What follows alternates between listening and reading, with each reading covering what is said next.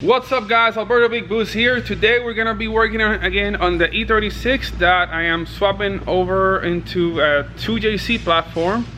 So let's see what we're gonna be doing on the engine today. Delivery! What? Delivery! I got a new box. What do you got there? I don't know. Let's open it.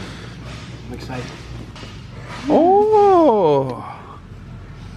Alright, I've been waiting for this for the longest time. You have no idea what's in here. It's the other BC. The other BC, yes, this is a motor stuff BC, suspension BC. So like, I've been waiting for a couple of things for this engine that are gonna change from a regular GE into like a really sick 2J. You excited to see this, Marco? Yes. You got a knife? Yeah. Alright, let's open up this little box and see what we have in here. Woo! This is head gasket. We got engine bearings.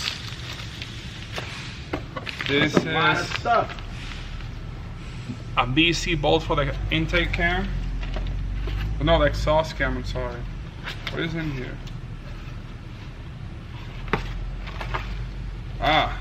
We got the famous billet valve keepers.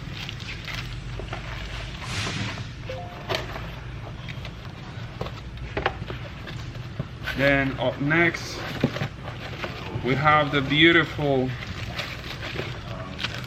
BC cam gear. This is gonna dress up the engine so nicely.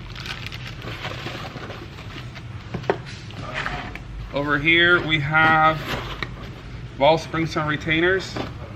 In my car, I am going to be using the BC dual valve springs and retainers with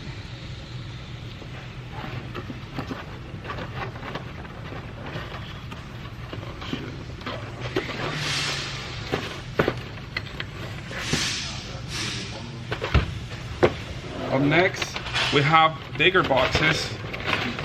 I believe this one should be the rods.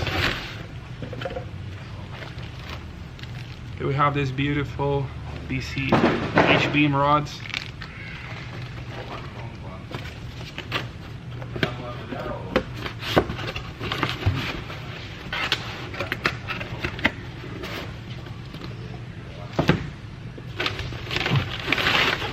Then we have a set of CP pistons. These ones are 86.5 millimeters bore, and then 9-to-1 compression.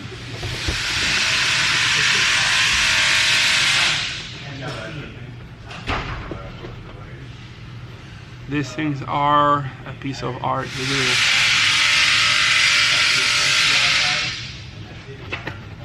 And then one of the most important parts are these. The camshafts. I got some stage 3 272 camshafts for my setup. That means the motor has to come out today. I was gonna do a couple other things in the motor before these parts came in, but they got here super quick. That means the motor's coming out. We're gonna tear it apart and then we're gonna send it to the machine shop to install all these really cool BC parts. I finally got around removing the stock harness, or the harness that I was running on the M50. That thing was heavy, and that's gonna be cleaned up a whole lot for the new engine. We got car, no motor. Put the motor on the stand. I already started taking a couple of the things apart and labeling everything as such. Makes reassembly a lot easier doing this.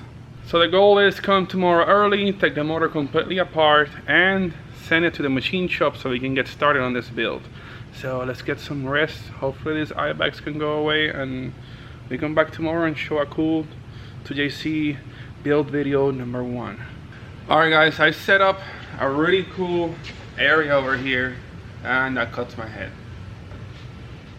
Maybe let's stand over here. Alright guys, so I set up a really cool area right here. I have the 2JC. Then I have this nice clean table over here where I'm gonna be putting all the engine internal parts as I take them apart. So we're gonna start by obviously taking the manifold off, mounts, and everything on the outside of the engine. And then I'm gonna proceed to taking the valve cover off, camshafts, timing components, and then removing the head. Then we'll move on to the bottom block. I guess I'll start with a quick time lapse, taking all the parts outside of the engine, and then continue into detail with the engine internal parts. Give me what I'm looking for.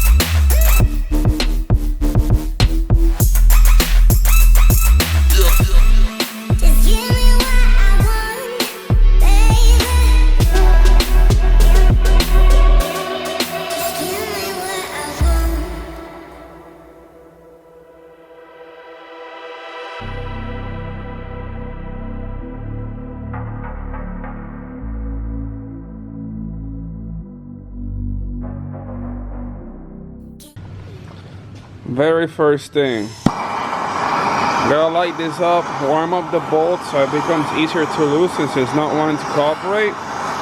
Torch it up a little bit, and then you hit it again with the impact and it should come right off. Right, Johan? Right.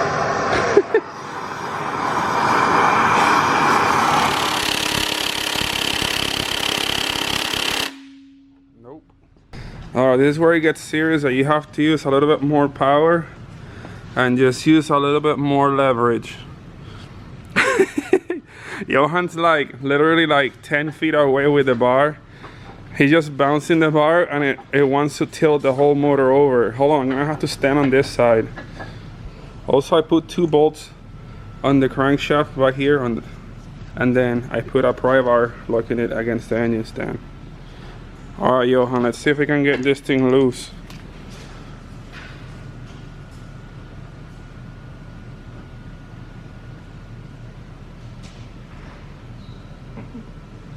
Still not budging? Wow. Well, this is what did it. I had to use 2 pry bars, 2 different bolts, and look at that bolt doesn't look too happy. Neither does the bottom one. And then Johan had to actually put force into the bar. That had to be well above like 400 pounds or probably 500 pounds of force to actually get that bolt loose. At least one good benefit from heating up the crank pulley. Ah, yes, it comes right out. Man, it's hot. Now we can start on the valve train parts. First, let's get this thing off. The front cover as well. These have 5mm Allen bolts. Those come off pretty easy. I like using a T-bolt wrench for this. It's a lot easier than using a socket. Have the reach, and then it's a little bit more delicate with the parts so it doesn't break anything. Once we take this off, we have access to the serpentine tensioner. These are 3 12mm hex bolts. We're gonna go ahead and remove those as well.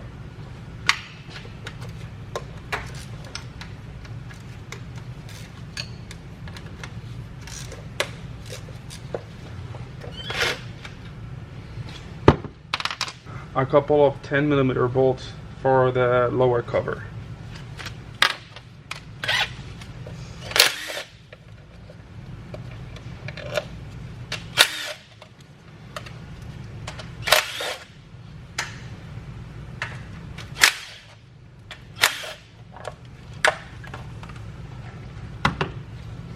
Now with the cover off, you can see all the timing components.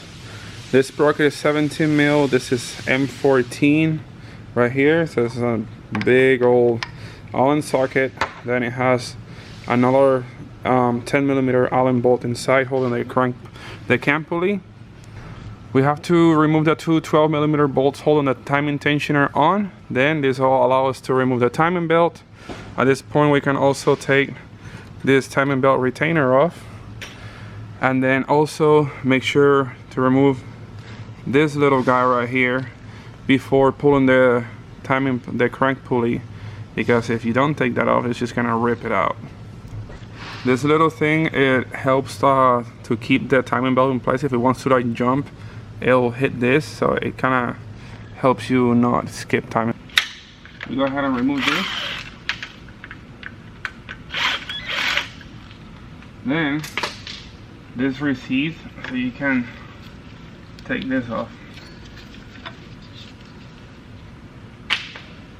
I forgot to show you one little trick that I use. So I forgot that I should have kept the timing belt on. That way it allows me to hold the cams in place. I can remove the bolts. So I put it back real quick, remove this. Then we got the messy side, which is the intake side.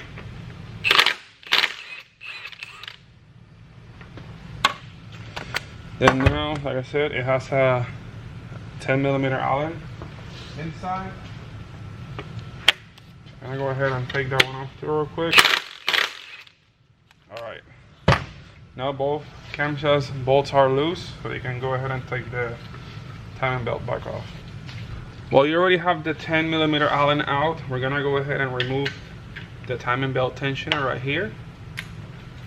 That one's also a 10. Then you have to be very careful because it has a washer on the back side of it. A lot of people get rid of it, or they misplace it, or whatever. You gotta make sure to put that washer back in there. Okay, it just fell right out. So you gotta make sure to keep this little washer here that goes like this. It's gonna be bolt and washer on the other side.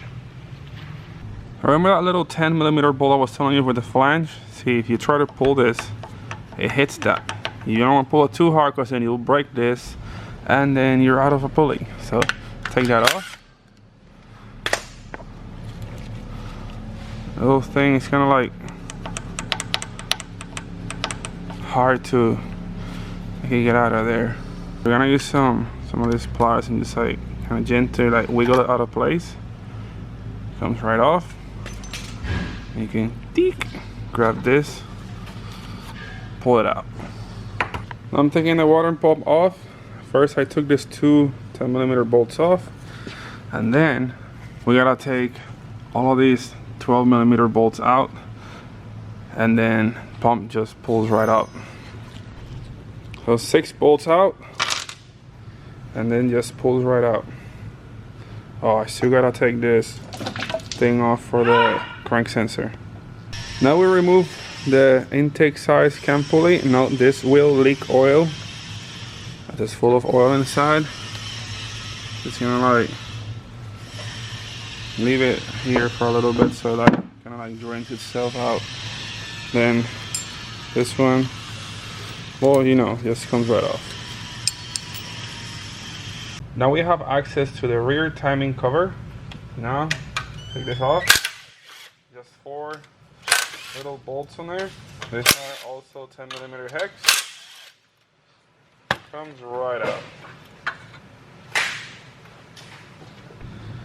If you have a BBTI JC, such as 2J or 1J, these are both the same here pretty much.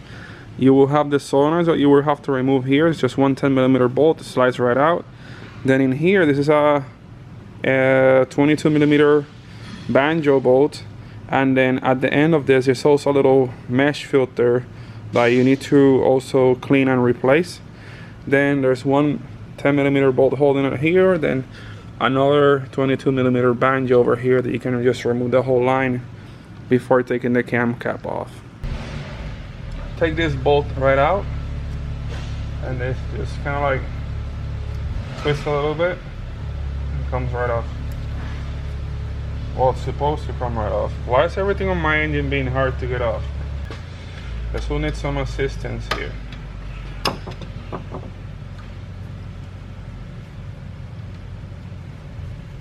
And this is what the BBTI solenoid looks like.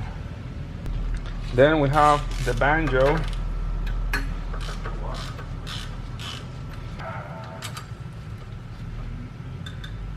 Like, you see, they like to fall right off. That also needs to get cleaned out. Here's a closer look at what the little filter looks like.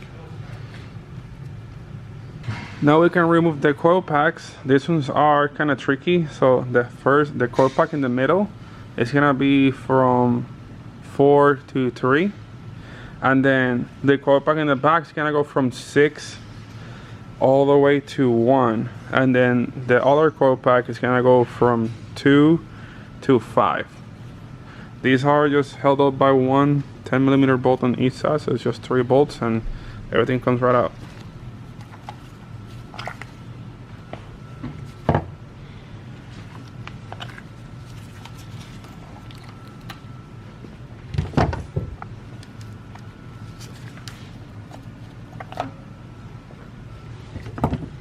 We have the long block pretty much stripped all the way now. So now it's valve cover time, and then we can remove the camshaft and the cylinder head.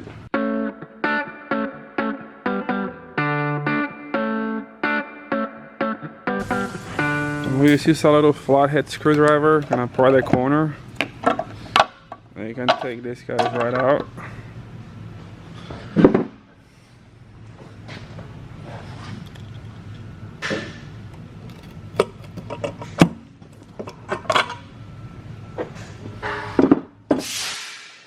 We got the head exposed. This engine has the ideal internal color that I'm looking for, that nice little bit of gold on it, but no buildup. That's exactly what a high mileage engine should look like, and not just a bunch of gunk inside. Disregard the internals. I guess it had a valve cover leak pretty bad, and it just had all kind of like oil leaking into the spark plugs. When taking out the camshaft, I always do good practice of removing the front cam caps off first. You should start by removing these 2 5mm Allen bolts, take them away, and then you can remove the 2 10mm bolts holding the front of the cam cap, and then remove the 2 10mm of the exhaust cam cap.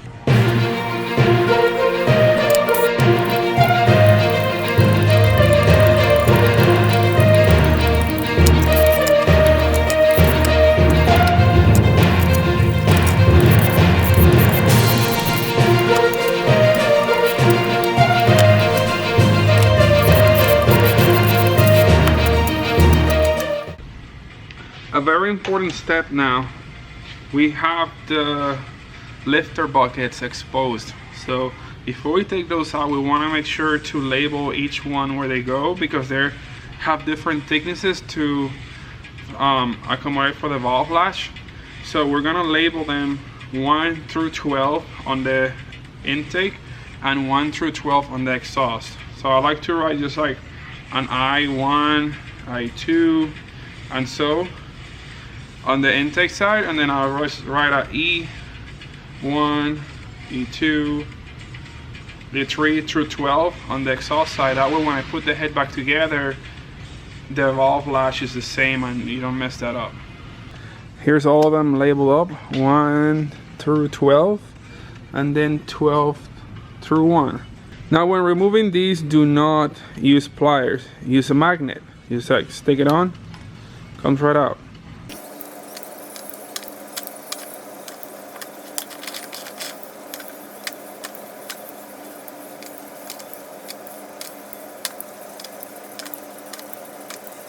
We're gonna take the head apart. So we're gonna be using this little guy right here. This is a M12 socket. It has this unique little pattern like this, and this is what you use to take apart the stock head bolts on the 2J. Then this goes on a 13mm socket, 1/2" drive, and then you're gonna need pretty big handle to have enough leverage to take it out easier, like this. Just gonna put it over here, and we pull. Oh, wait, hold on.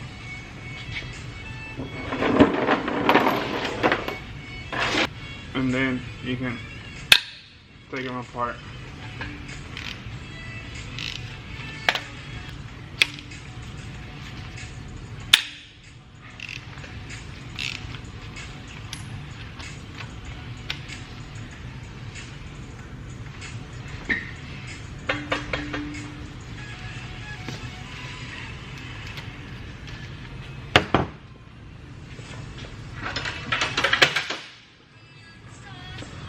bigger handle.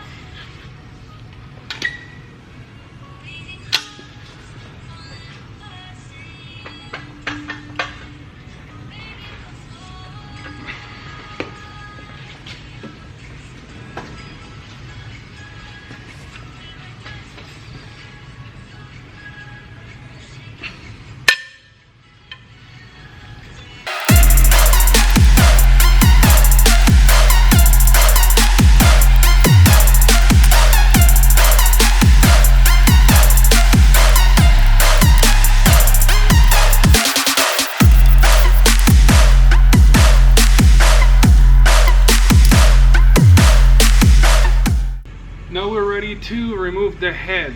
So let's go ahead and lift this thing up.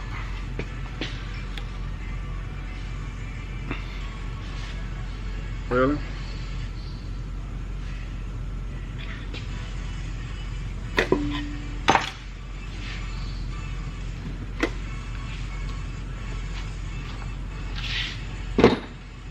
Let's go ahead and take the head gasket off and see what it looks like on the block surface.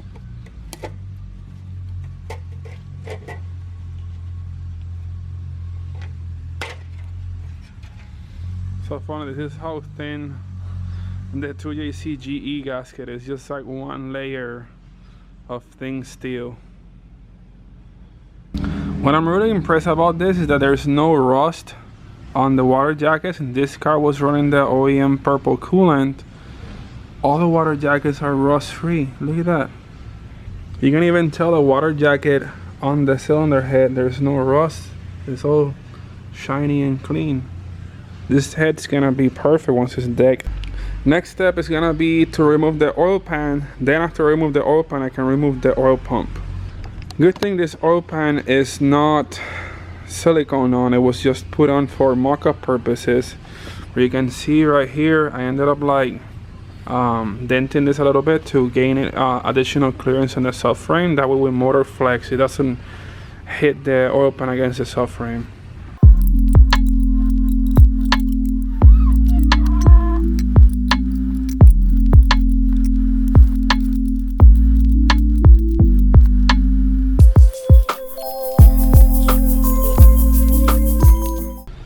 Now that oil pump should be a piece of cake to remove, just a couple 12 mil bolts.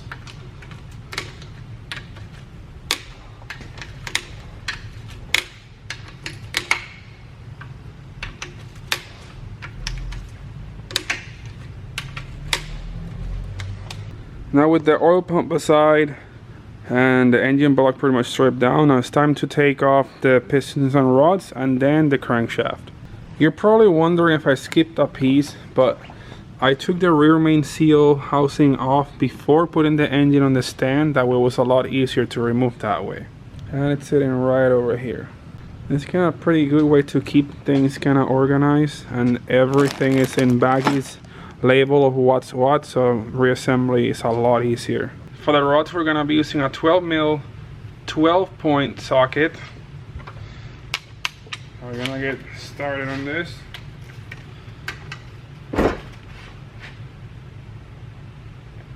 I forgot how beefed up these things are. I'm gonna need a 1/2-inch drive for it. Now we should have enough leverage.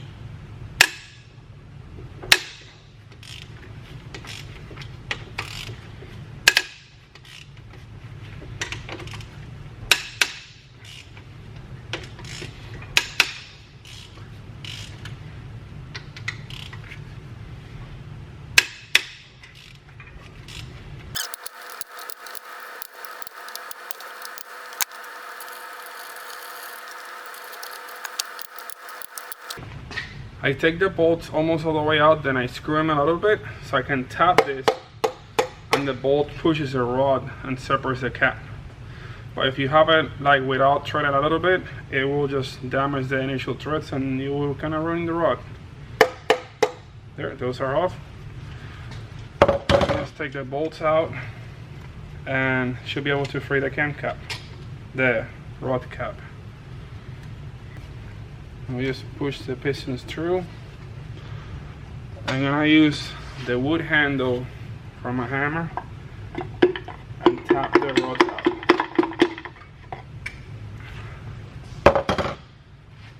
Here's one rod out.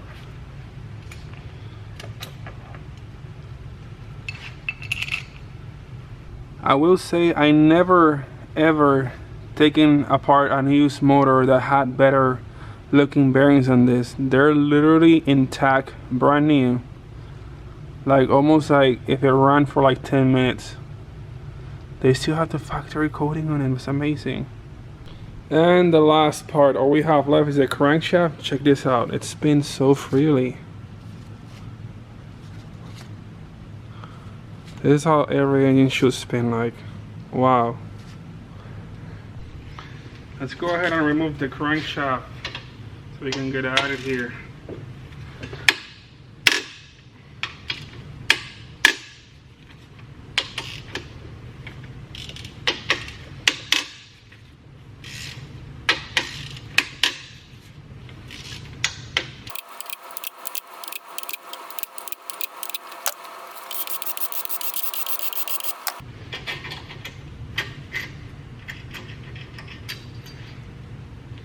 Wow. Okay, these bearings are brand new, like brand new. Insane.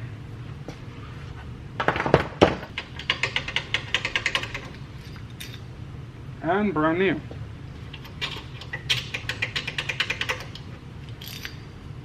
Brand new.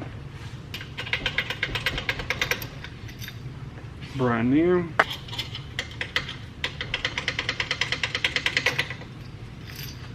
Brand new. Wow. Last one, which has a truss washers in it. And this, even the truss washers look brand new. Wow. This is incredible. I never seen a tool yet that's so like still intact as this one. Alright, let's go ahead and take the crankshaft off from here.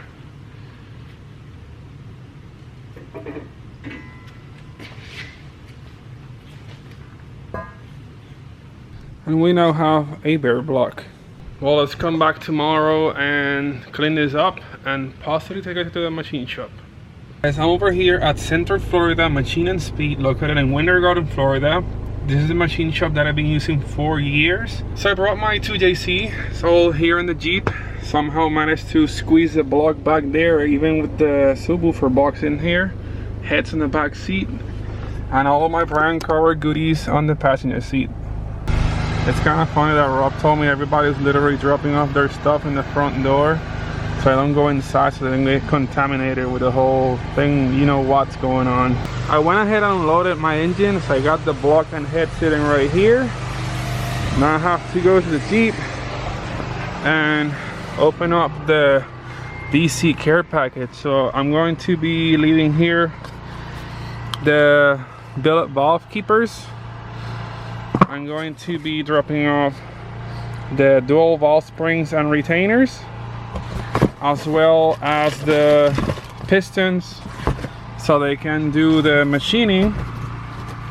So these pistons, which are 20 over bore, so these are 86.5 millimeters bore, so they have to be bore 20 over, and then these also offer a 9:1 compression ratio. I won't be installing these valve springs and retainers since I am gonna get valve seals installed, or might as well just have the machine shop install the new springs and then saving out the time for doing that. But I can also include a nice clip where I have how to install them from when I did Adam's 1JC, which is the exact same thing.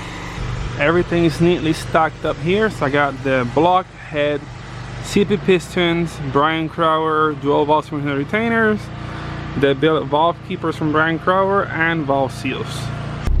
Well, I guess I'll keep you guys updated as soon as the motor comes from the machine shop. In the meantime, let's see what else we can do on the E36. Might be working on the chassis on the next video. Make sure to hit that like button and subscribe. And thanks for watching Big Boost.